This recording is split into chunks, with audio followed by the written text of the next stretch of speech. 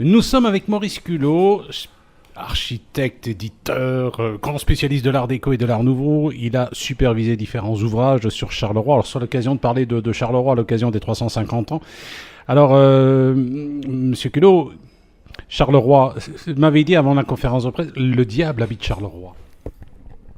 Qu'est-ce que vous pensiez en me disant ça? Ah, je pensais à Job dans la Bible qui va descendre sur terre et que Dieu interroge comment il a trouvé les habitants. Je pense que le diable est à Charleroi, ça veut dire que c'est une ville qui est extrêmement chaotique par sa propre histoire. C'est-à-dire que la ville de Charleroi naît d'une forteresse toute petite sur un territoire très petit qui s'est urbanisée en 1867, la ville haute, est entourée, je dirais, de communes industrielles qui étaient au fond, qui sont nées du charbon, qui sont nées d'activités liées au gaz. Donc il n'y a pas eu d'ordonnancement urbain. C'est pas Rome, je dirais. C'est pas même comme une ville comme Liège. Et je dis le diable parce que j'imagine que le diable vit dans un labyrinthe, vit dans la forêt et rôde. Voilà. Nous sommes avec Maurice Culot, architecte. Monsieur qui aime Charleroi, il a sorti plusieurs livres sur le sujet. Un livre, notamment l'année dernière, Charleroi 150 ans de Rimbaud à Jean Nouvel. Et puis le 80e anniversaire de l'Hôtel de Ville. C'est vrai que Charleroi est une ville jeune, mais il y a tellement de choses à dire. C'est vrai aussi, il ne faut quand même pas perdre de vue que Charleroi n'a... Moi, j'ai parfois envie de dire que Charleroi, c'est 350 ans de travaux. Oui, c'est 350 ans de travaux parce qu'il faut imaginer que c'est une ville très petite, enfermée par d'autres communes et dont le pouvoir politique est différent de ses voisins, généralement, jusqu'à une époque récente. Et que donc cette ville a tendance à se reconstruire sur elle-même.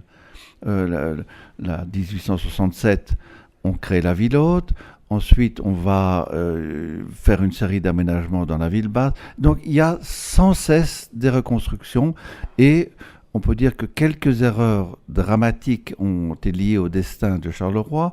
La première historique, c'est l'emplacement de la gare de Charleroi et du chemin de fer qui empêchait son extension naturelle vers le sud, vers Marcinelle, vers le début de la plaine de Marcinelle et ensuite sur les collines. Il y a eu beaucoup de projets de déplacement de cette voie de chemin de fer pour que Charleroi puisse faire son extension normale qui n'a pas pu se faire. Une autre erreur a été évidemment la suppression de la vieille Sambre. C'était le cœur de la ville, c'était celui qu'on voit sur toutes les cartes postales, c'était là où il fallait absolument garder la ville, la mettre en valeur, restaurer, même si la Sambre ne coulait plus. C'est pour ça que je pense que ceux qui proposent de recreuser la Sambre n'ont pas tout à fait tort. Le spectacle est différent évidemment, mais quand même ça ferait l'eau dans la ville. Et je dirais l'erreur dramatique, c'est le petit ring de Charleroi, qui est une erreur dramatique. Il fallait le faire beaucoup plus large. Il ne fallait pas passer par la rue d'Assaut. Il fallait élargir le ring. Et à l'époque, on l'a fait passer par la rue d'Assaut parce qu'on voulait que le ring soit sur la commune de Charleroi. Erreur dramatique, donc on a corseté la ville. On a recréé, si vous voulez, des fortifications, mais beaucoup moins intéressantes. Une autoroute, c'est quand même moins drôle qu'une fortification en termes de pollution et de... Nous sommes avec Maurice Culot, passionné de Charleroi. Il a sorti plusieurs livres sur le sujet, architecte. Alors tout à l'heure, vous nous disiez, on a commis des erreurs, on a contourné la Sambre, on a construit le petit ring, etc. Mais c'est un regard d'historien actuel qui se pose. À ce moment-là, c'était peut-être indispensable, le contournement de la Sambre, la création de la gare, la création du ring. On ne peut pas dire que le ring ce soit négatif, c'est peut-être une des rares villes quand on en discute avec les gens, quand on quitte la ville, on est directement sur Alors, est-ce qu'on peut se permettre de juger avec notre esprit actuel ce qui s'est fait à ce moment-là? Pour Charleroi, justement, oui. Parce que n'oubliez pas qu'il y avait des oppositions, qu'il y a une opposition très forte au comblement de la Sambre, que des gens, je pense à l'architecte de Pelsener, qui était un amoureux de sa ville, se sont battus. Et il faut aussi savoir que, par exemple, la création du boulevard Thirault a été combattue par des urbanistes locaux qui ont montré que ce boulevard n'avait aucun sens, allait de rien à rien. Qu'il fallait, en tout cas, on aurait pu faire une sorte de place allongée, mais en tout cas pas un boulevard. Non, il y a eu des critiques extrêmement fortes à l'époque. Il faut imaginer aussi que le ring, il était sans doute utile. Moi, je ne dis pas qu'il était inutile. Je dis qu'on l'a fait trop serré sur Charleroi. Il fallait le faire beaucoup plus large, de manière à englober, je dirais, plus de terrain à bâtir, plus de maisons, et ne pas diviser Charleroi de ses voisins. Non, le creusement de la Sambre, a été contesté à l'époque aussi par des gens qui aimaient Charleroi. On aurait pu trouver d'autres solutions. Et en tout cas, je dirais le complément. Il faut imaginer que c'est une ville dans laquelle, malheureusement, c'est lié au fond, d'une certaine manière, à l'attraction de Bruxelles, qui a été plus forte. L'attraction de Bruxelles est plus forte sur Charleroi que sur Liège ou que sur Mons, et qu'évidemment, qui a privé de Charleroi d'une grande partie de son intelligentsia, qui sont partis faire leurs études, qui sont restés à Bruxelles. Et je dirais que cette force de contestation à Charleroi n'a pas été suffisante pour empêcher des erreurs. Nous sommes avec Maurice Culot, architecte. Il connaît bien sa ville. Il a sorti des bouquins sur le sujet. Alors, Charleroi, actuellement, il y a de grands projets artistiques, de grands projets architecturaux. Votre avis, de manière générale, ils sont tous bien, 100%? Alors, c'est une question difficile parce que je risque de me faire beaucoup d'ennemis. Apporte, allez-y. Et bon, écoutez, après tout, on peut exprimer On est en démocratie. ses idées, voilà. Je pense qu'il faut, dans une ville, et surtout lorsqu'elle est en difficulté économique, et j'ai eu l'occasion de voir des villes en France qui s'en sont sorties grâce à ça, avoir de grands projets fédérateurs et culturels. Je n'ai pas compris pourquoi le centre de Charleroi n'a pas été traité comme le centre de Namur. Pourquoi on n'a pas restauré les maisons? Pourquoi on n'a pas fait ce qu'on a fait à Namur, tout simplement? Des rues bien pavées, des commerces.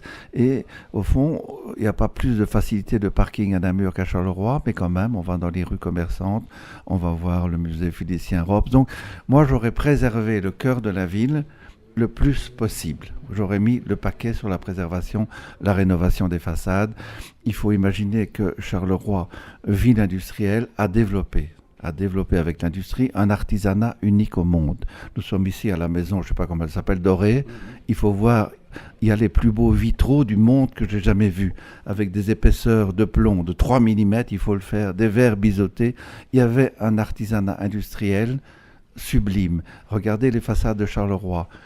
Vous avez des détails de pierre et de fer. Souvent, je dirais le diable est dans les détails, pour revenir à lui. C'est-à-dire les détails sont magnifiques et les ensembles ne sont pas... On n'a pas des maisons comme celle d'Horta à Bruxelles parce qu'il n'y avait pas l'argent, parce qu'il n'y avait pas... Mais il y a une quantité de détails fantastiques et il faudrait mettre la lumière sur ces détails. Donc voilà, moi j'aurais essayé je transformerais l'hôtel de ville en grand musée national, international de l'art décoratif. Je ferai un concours pour un nouveau musée, un nouvel hôtel de ville. Voilà, des grands projets culturels auxquels une population peut adhérer, dans lequel on peut être fier de ce qu'on va faire. Voilà, rouvrir la Sambre, faire de l'hôtel de ville un musée art déco, valoriser les façades, mettre tout le paquet sur le centre historique de Charleroi et ses maisons. Voilà, donc, mais chacun sa politique. Je ne fais pas une critique de ce qui est fait, je dirais, mais ça c'est ma vision propre, un peu nostalgique, personnelle. N'oubliez pas que j'ai habité pendant 18 ans ici, voilà. Mon oncle avait une droguerie, la droguerie Fontaine, rue de la Fenderie, je pense, voilà. Mon père avait son usine ici à Marchienne-au-Pont. Voilà, ma famille est ici. Donc, j'ai un véritable, bien que je l'ai quitté il y a très longtemps, j'ai un véritable attachement pour cette ville. Et je disais à un de vos confrères hollandais qu'à mes yeux, Charleroi est probablement une des villes les plus modernes, en tout cas de Belgique, sinon parmi celles d'Europe. Pourquoi? Parce qu'elle présente, c'est le contraire de Bruges. À Bruges, tout est beau, on s'admire, on va en bateau, on regarde, on ne pense plus, on voit simplement. À Charleroi, il faut penser tout le temps. On est confronté, c'est le paradis des photographes, tellement les contrastes sont forts. Ici, une usine, à côté, une petite maison toute noire, une rue courbe. Voilà, donc, et ça, aujourd'hui, je dirais, c'est le symbole même de la modernité.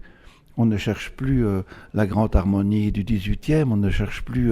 non, on est intéressé, et c'est pour ça que je trouve qu'à Charleroi, il y a tant d'activités culturelles intéressantes, de gens jeunes qui viennent, ça coûte pas trop cher, et on peut alors développer des idées. Donc, oui, je pense que vraiment, contrairement à ce que pensent certains, pour moi, Charleroi n'est pas quelque chose sans issue, mais il faut un accent culturel beaucoup, beaucoup, beaucoup plus fort.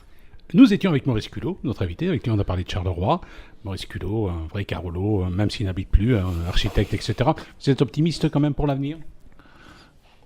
Forcément. Charleroi, il y a eu des tas de projets, hein, Brasilia sur Sambre à un moment donné. C'était un peu fou quand même.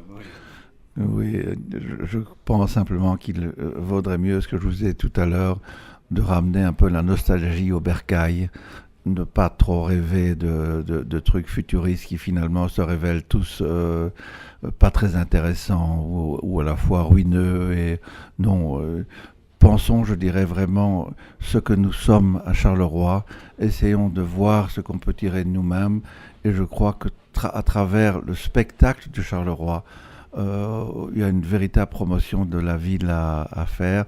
On n'est pas dans le misérabilisme, on est dans une sorte, je dirais, de forêt bâtie. Voilà, donc on se promène dans quelque chose, comme le petit poucet, on découvre des choses.